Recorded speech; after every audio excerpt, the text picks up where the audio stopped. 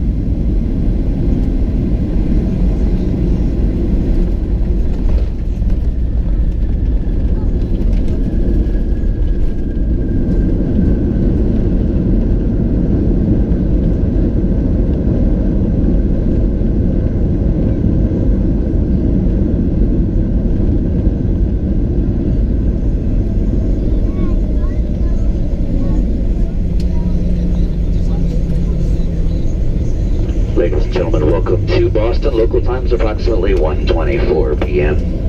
Please remain seated with your seatbelt securely fastened until the captain has parked the airplane at the gate and the seatbelt sign has been turned off. Once the seatbelt sign is off, that will be your indication that it's safe to get up and collect your personal belongings. Please use caution going in overhead compartments as items do shift during flight. It's now safe to use your cellular telephone, however, all other larger electronic devices must remain in the off position. And on behalf of American Airlines, our One World partners and this Boston-based flight crew, we do appreciate you flying with us this afternoon. We hope you enjoyed the flight to Boston. We wish you a very pleasant rest of your day.